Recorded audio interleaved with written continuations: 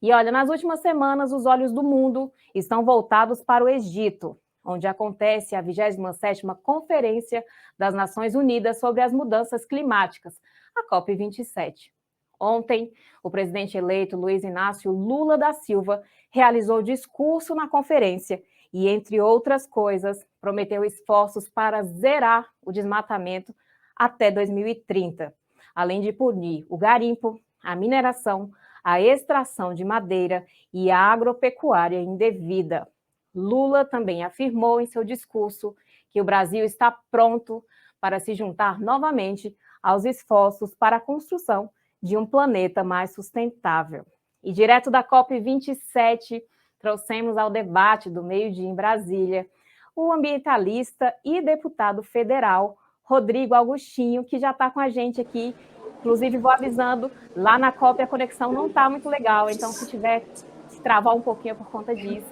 Mas o deputado já está aqui com a gente. E também trouxemos a ativista indígena Chay Suruí, que está na COP27 também, está voltando para o Brasil, direto do aeroporto, certo, Chay? Certo, obrigada por receber a gente, é um prazer estar aqui com você, Rodrigo. Muitíssimo obrigada, deputado, também por sua presença, sua participação no Meio Dia em Brasília. É um prazer estar falando com vocês aqui direto da Blue Zone, que é a área onde está acontecendo os principais debates da conferência. Fico muito feliz, eu admiro muito o trabalho da Chay, sou muito amigo da mãe dela, do pai dela, então eu fico super feliz de estar dividindo esse espaço com ela. Perfeito. Antes de mais nada, quero agradecer mais uma vez a participação de vocês dois, de estarem aí. Eu sei que o debate está aí acalorado, né? Toda hora uma novidade, uma coisa nova para vocês estarem presentes, mas vocês cederam um tempinho para conversar com os leitores e também com as pessoas que nos assistem aqui no Antagonista.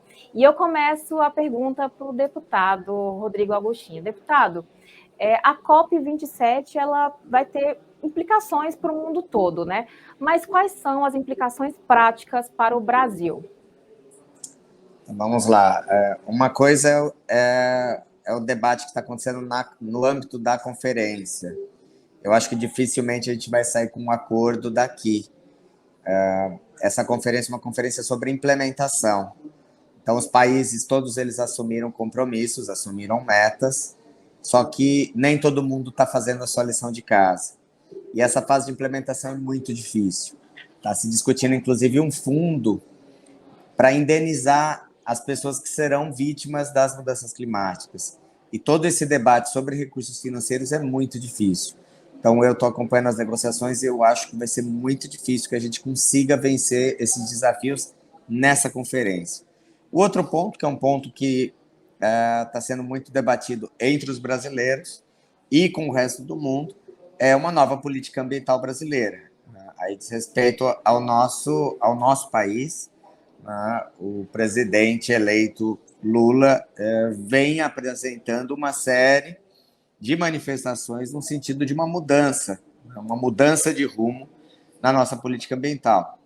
Então, nós tivemos a oportunidade de discutir com ele ontem e hoje, e, enfim, a delegação brasileira está muito animada com a possibilidade do Brasil, primeiro, voltar a liderar esse processo. O Brasil sempre conduziu as negociações de clima, e segundo, a gente voltar a ter uma política ambiental, principalmente no combate ao desmatamento. Nós estamos perdendo muita área para o desmatamento numa velocidade assustadora e o mundo inteiro tem medo do que está acontecendo. Perfeito. Perfeito. Chay, pode citar para a gente a sua visão sobre as implicações que a COP27 terá aí para o país, para o Brasil como um todo, nos próximos anos, ou pelo menos até o próximo ano, né? Até a próxima COP. Então, como o Rodrigo já bem disse, né, eu também estou acompanhando as negociações e realmente está muito difícil. A questão, inclusive, das perdas e danos, eles estavam querendo retirar os povos indígenas, né?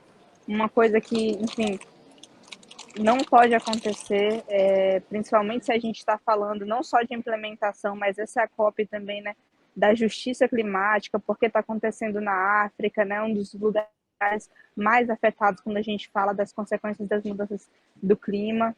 Mas o Brasil chega com uma nova perspectiva, né? A gente consegue sentir que os olhares mudaram, que o clima mudou, que todo mundo agora quer conversar com o Brasil, né? O Lula, com certeza, é o tema dessa COP, principalmente porque ele traz essa nova perspectiva, né, da proteção ambiental, de uma nova política para o meio ambiente e também, né, desse diálogo com a sociedade civil. Enquanto a gente está aqui conversando, o Lula está agora em uma reunião com os povos indígenas do mundo inteiro, né? Então isso mostra, isso já significa muito. Além, né, disso, ele no discurso dele falou para o mundo inteiro do Ministério dos Povos Originários, né, que vai ser criado no Brasil, né? E eu acho que assim as implicações e como o Brasil retorna realmente como um líder mundial, né, é como não só além de falar o que o Brasil vai fazer, né, em relação ao desmatamento, em relação ao que está acontecendo dentro dos territórios indígenas, o Lula no discurso dele, né, falou que vai ajudar os outros países. Isso mostra que o Brasil, né, não está aqui só para mudar suas políticas internas, mas que ele também quer colaborar com o mundo e retornar realmente a ser esse líder mundial quando a gente vai falar da questão do clima. Perfeito. Chay, aproveitando a sua fala aí sobre a criação desse Ministério dos Povos Originários, qual seria o objetivo desse ministério e quais seriam as funções e atribuições desse ministério junto aos povos originários? Então, essa é uma discussão que a gente está tendo, né? Ontem foi lançado a equipe de discussão dos povos indígenas, do qual fazem parte a Sônia Guajajara, a Seleta Criabá, que estão na COP agora, inclusive conversando com Lula, né? Tem também o Davi Yanomami, o Pianco, a gente tem grandes lideranças indígenas aí que estão fazendo parte dessa equipe de transição, exatamente para a gente entender, né, qual que é o melhor caminho e o que realmente esse ministério vai fazer. Porque, assim, eu como indígena, acredito que a gente tem que fazer um ministério para ficar, para que daqui a 4 anos, independente do governo que assuma, né, esse ministério não consiga ser desmantelado, né, que as políticas que a gente vai criar não consigam ser destruídas como a gente viu nesses últimos 4 anos. Mas, assim, o ministério ele vai ser, assim como o Ministério da Juventude, para se relacionar né, com os demais ministérios, com o Ministério da Justiça, quando a gente vai falar da questão da demarcação, da saúde, quando a gente vai falar da saúde indígena, da educação também. Mas é importante lembrar que para a gente ter um ministério forte, a gente precisa ter orçamento, né? A gente também precisa realmente que os povos indígenas estejam na mesa de decisão e que seja um ministério forte, que tenha força dentro do governo. Perfeito. Deputado Rodrigo Agostinho, sua visão sobre a criação desse ministério aí, que foi uma proposta feita pelo presidente eleito, Luiz Inácio Lula da Silva, inclusive ele também reforçou essa mesma promessa para o mundo inteiro. Bem, o Brasil é um dos países que tem uma das maiores diversidades étnicas do mundo. Estamos falando ainda de pelo menos 170 povos diferentes, com suas línguas, costumes, tradições, territórios. E então faz muito sentido que, depois de 522 anos, a gente, de fato, dê o devido valor a esses povos, a todas essas culturas. A gente tem um número muito grande de conflitos, principalmente por território. As terras indígenas no Brasil pertencem à União, ao governo federal, então elas não são terras dos indígenas, dos povos originários, elas são terras da União e que os indígenas têm usufruto. A gente ainda tem muito a avançar, tanto na questão de território, quanto garantias de uma série de outros direitos. Os indígenas também têm direito a saneamento, à saúde, à educação, uma série de situações. Então, eu particularmente acho que o governo acerta na busca de criar uma estrutura central que dê a devida atenção a eles e que seja capaz de fazer uma grande pacificação. Não dá mais para a gente continuar com essa guerra. Nós perdemos importantes lideranças nos últimos anos, tem gente sendo morta em todo lugar, e esses conflitos precisam acabar. A FUNAI tem demonstrado que não tem a governança necessária para atender aos povos. A FUNAI não tem nem a estrutura, nem a força que precisa. O Ministério da Justiça tentou se livrar da FUNAI, mandando ela para o Ministério da Agricultura. A gente conseguiu preservar isso. Então, eu particularmente acho uma ideia muito importante e que agora vai ter que ser construída de forma coletiva, até para a gente saber exatamente qual é o papel de cada instituição. O Ministério da Saúde com a Secretaria de Saúde Indígena, a SESAI, enfim, e por aí vai. Eu particularmente acho que, se a gente for olhar que 90%, mais de 90% dos territórios indígenas estão conservados, a gente também consegue enxergar a importância deles na conservação das nossas florestas. Então, acho que tem um conjunto de situações aí, enfim, acho que é uma notícia que foi muito bem-vinda aqui na conferência. Perfeito. E eu volto a palavra também agora para a Chay para perguntar. O Brasil tem sido um dos protagonistas na COP27. Tem se falado muito sobre matriz energética limpa e a importância do Brasil por ter, talvez, a maior matriz energética limpa aí. O Brasil tem sido um dos protagonistas. Como é que vocês estão enxergando aí esse cenário? Como eu falei, o Lula é com certeza o protagonista dessa COP. Estava todo mundo ansioso pela chegada dele, né? Não só a sociedade brasileira que está presente na COP, os povos originários, mas todos os líderes globais presentes na COP queriam conversar com Lula, né? Estavam ansiosos pela chegada dele. Parece que ele já é o presidente mesmo. E então, com certeza, o que o Brasil está propondo, né, com essas novas políticas, vai influenciar, sim, muito na COP, né? E isso faz com que o Brasil, que o mesmo, o próprio Lula falou também no seu discurso, o Brasil está de volta, né? O Brasil voltou. E foi muito bom porque estava todo mundo gritando isso lá, que o Brasil tinha voltado.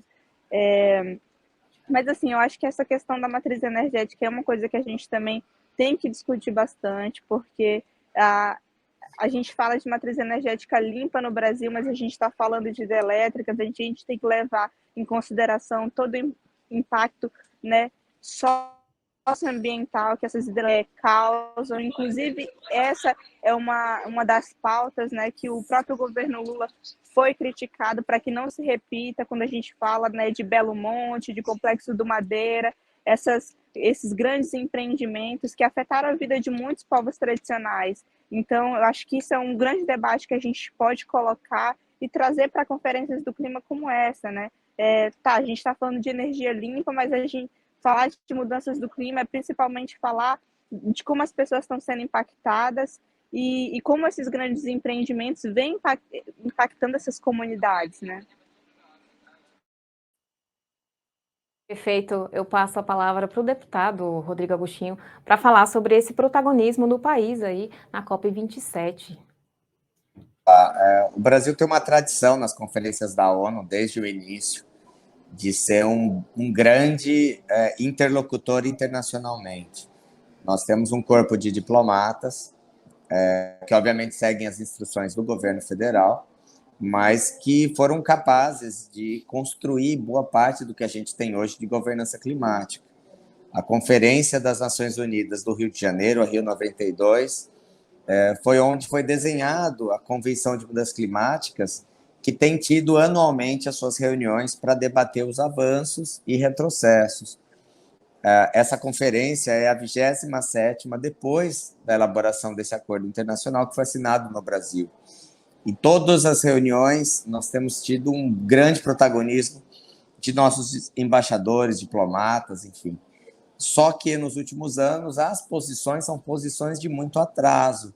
As posições que o Brasil tem tido nas conferências de clima e de outros temas são conferências completamente na retranca. É tentar atrapalhar ao máximo as negociações internacionais e não deixar avançar. Nós estamos com uma série de desafios sendo colocados na mesa.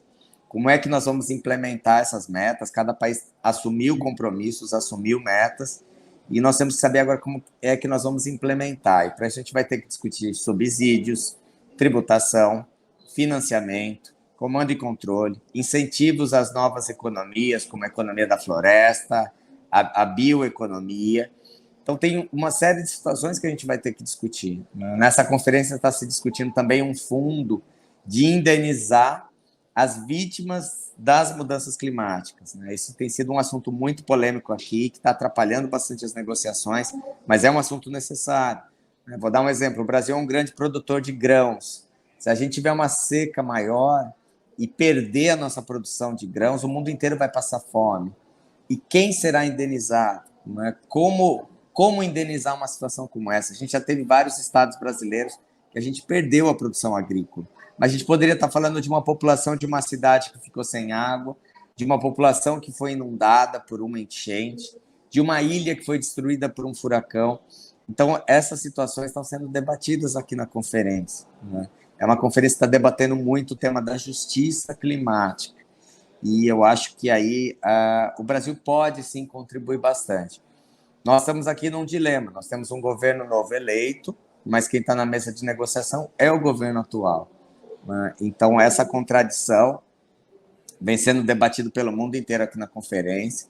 Eu tive agora há pouco com membros do Parlamento Europeu e todos eles querem saber a posição do Brasil, o que vai ser o Brasil daqui para frente, como é que vai ser o alinhamento do Brasil no G77, qual é a posição do Brasil no G20, como é que a gente vai fazer para avançar nas discussões do Acordo do Mercosul. Então, tem muita coisa em jogo. Quando a gente está discutindo aqui meio ambiente, a gente não está discutindo só meio ambiente em si. Nós estamos discutindo o futuro do nosso país, o futuro do planeta. Perfeito. E antes de eu continuar para a próxima pergunta, quero informar todo mundo que nos assiste aqui, que estão ao vivo aqui no chat, comentando. Eu estou aqui de olho nas perguntas, vários comentários. As perguntas que forem enviadas via Superchat serão respondidas pelos nossos convidados de hoje. Perguntas que venham contribuir para os debates, perguntas que venham fomentar uma discussão positiva aí para o país. E eu vou reforçar a pergunta novamente, na verdade, fazer a pergunta novamente para o deputado sobre a questão do agronegócio. O agronegócio talvez tenha sido um dos pontos mais delicados aí do governo eleito, né? Porque muito se questionou se ele daria o mesmo suporte ao agronegócio quanto o presidente Bolsonaro. Só que agora na COP também fala muito sobre agricultura sustentável. O senhor avalia que esse governo vai apostar nessa questão da agricultura sustentável para avançar nos debates aí e garantir um crescimento do país, mas de forma sustentável, deputado?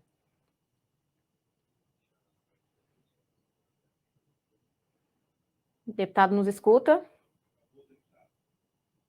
O deputado caiu? Estamos com ele aqui. Só lembrando que eles estão na COP27. Na COP27 a conexão não está muito legal. Então, eles estarem aqui já é um grande desafio e também é um privilégio para a gente. Mas eu acho que o deputado voltou. Deputado? Me escuta, deputado? O sinal está muito ruim aqui. Sim, um número muito grande de pessoas utilizando o sistema está caindo a todo momento. Sim, ele caiu aqui. Chay, vou passar a pergunta para você que está com conexão um pouco melhor aí do que o deputado lá na COP. Você avalia que a agricultura sustentável vai ser uma das apostas do governo eleito?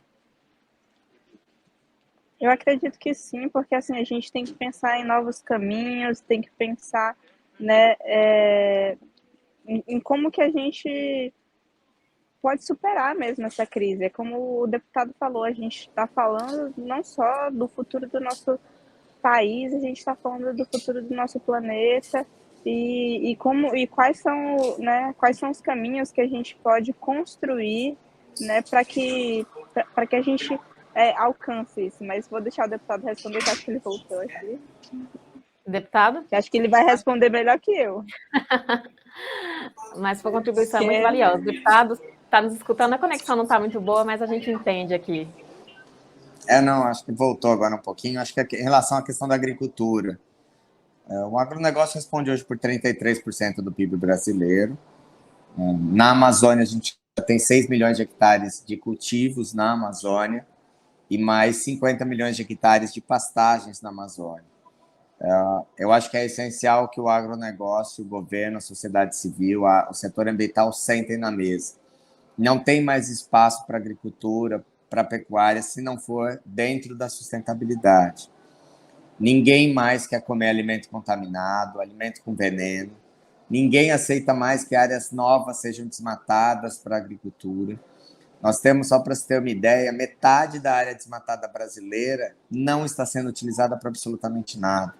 O setor agrícola sabe disso. O setor agrícola sabe que ele não precisa continuar desmatando a floresta para continuar produzindo.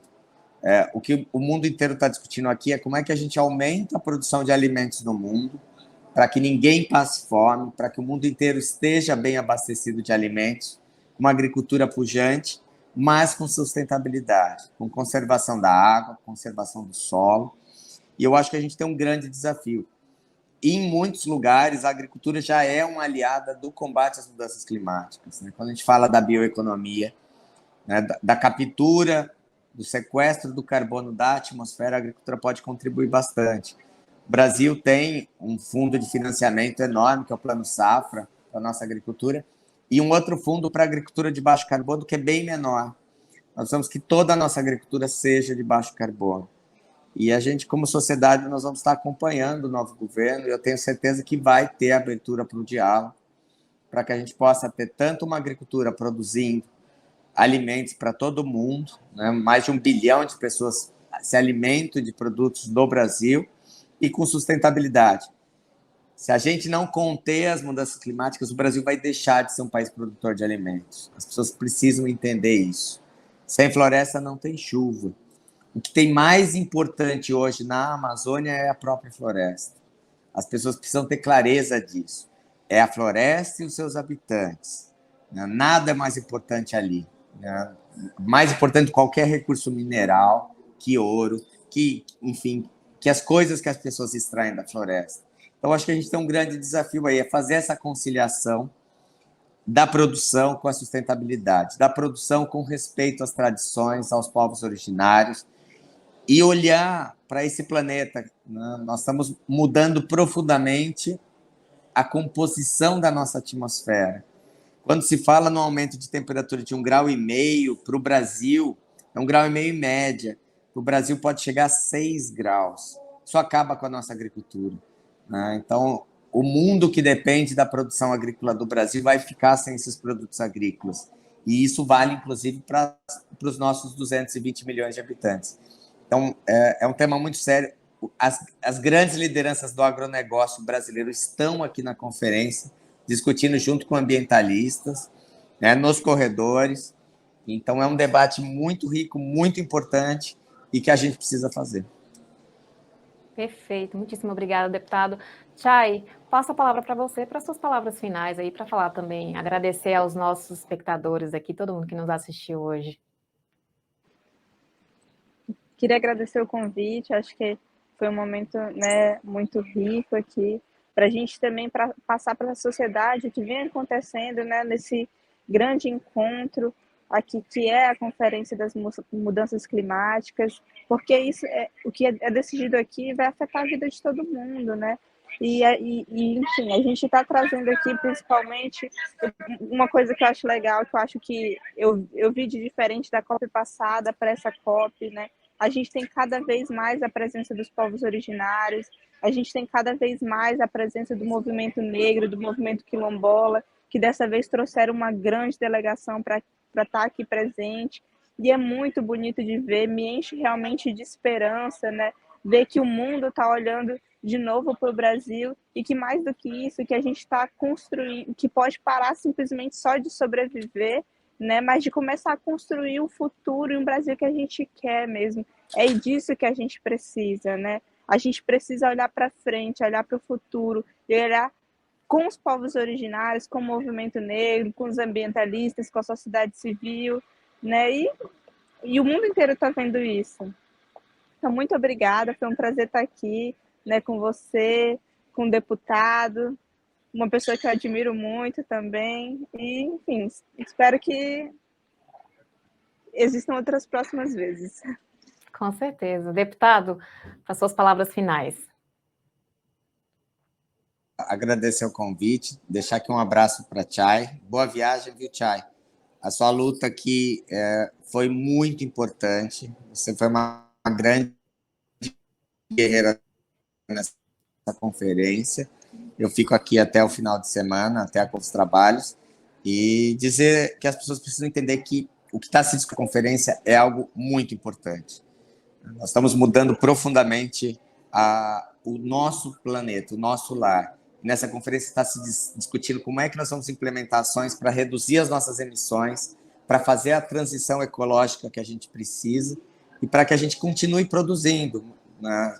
A indústria, o comércio, os serviços, a agricultura continuem produzindo, que as populações continuem produzindo os alimentos, mas com sustentabilidade. Essa transição não vai ser fácil.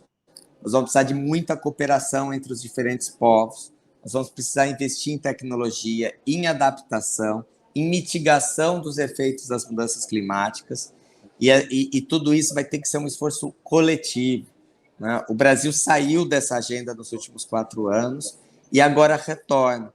Eu acho que é um debate mais do que necessário, é um debate imprescindível se a gente quer continuar existindo como civilização.